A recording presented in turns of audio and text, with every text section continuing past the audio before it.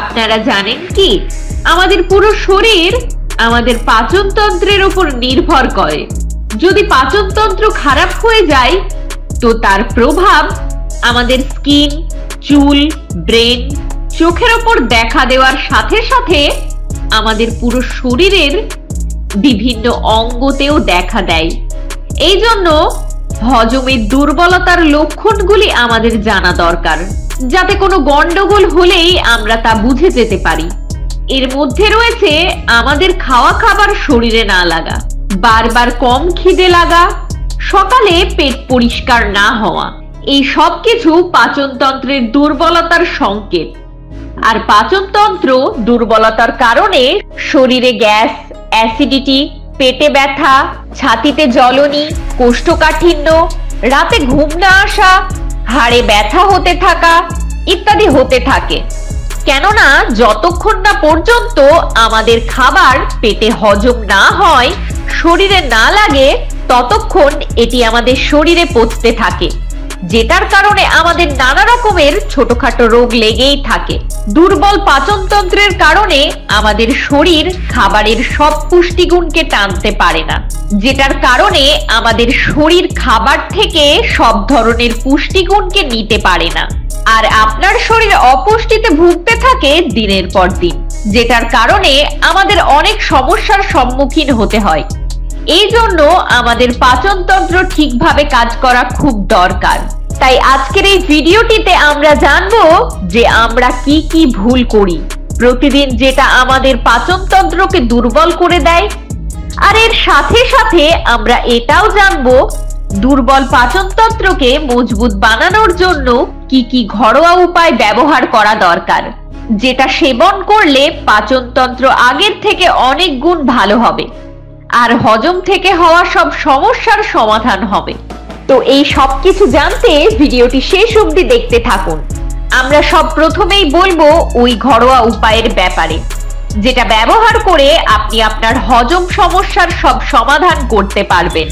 প্রথম জিনিসটি হলো খাবার খাওয়ার পর মৌরি খেতে পারেন।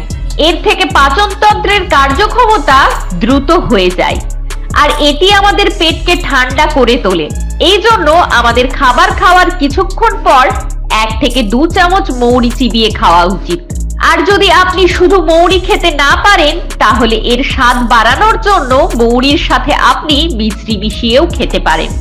যদি আপনি এই রকম করেন, তাহলে আপনার খাবার শরীরে হজম হয়ে যাবে আর আপনার পাচনতন্ত্রের দুর্বলতা ঠিক হতে থাকবে আর আপনার পাচনতন্ত্র আগের থেকে অনেক গুণ মজবুত হয়ে যাবে।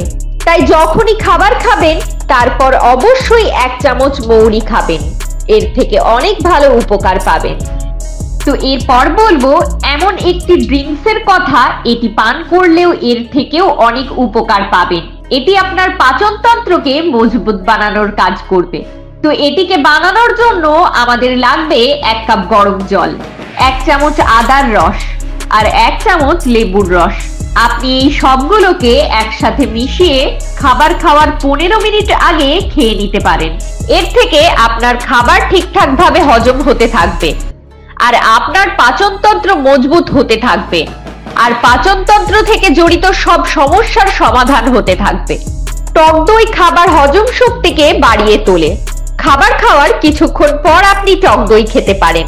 টক দই খাবার হজম শক্তিকে বাড়িয়ে দেয়। এছাড়াও পর্যাপ্ত পরিমাণে জল পান করতে হবে। হজমের ক্ষেত্রে জলের গুরুত্বপূর্ণ ভূমিকা রয়েছে। হজম শক্তি ঠিক রাখতে অনেক বেশি বেশি করে জল পান করবেন। এছাড়াও এই সব কিছুর পাশাপাশি নিয়মিত শরীর চর্চা করা খুব দরকার। সব ধরনের শারীরিক ব্যায়াম হজম শক্তিকে বাড়ায় না বলে মনে করেন পুষ্টিবিদরা। মেটাবলিজম বা হজম শক্তির সাথে সংশ্লিষ্ট অঙ্গ মানুষের কোমরের দিকটায় বা ডায়াফ্রামের ওপর থেকে শুরু করে নিচ পর্যন্ত থাকে বলে জানান তারা। তাদের মতে যেসব ব্যায়াম শরীরের মাঝের অংশের কর্মকাণ্ড যত ভালো হবে, হজম শক্তির প্রক্রিয়া তত সুন্দর হবে। শরীরের মাঝের অংশের কর্মকাণ্ড বাড়াতে হলে বিশেষ ধরনের কিছু ব্যায়াম করতে হবে। যেমন চেয়ারে বসার ক্ষেত্রে রিলিভিং চেয়ার ব্যবহার করলে শরীরের নড়াচড়া সহজ হয়। একই সাথে বসার ক্ষেত্রে যদি টুইস্টিং পদ্ধতি অর্থাৎ শরীরের ওপরের অংশ একদিকে এবং নিচের অংশ আর একদিকে থাকে তাহলে সেক্ষেত্রে হজম প্রক্রিয়া ভালো হয়।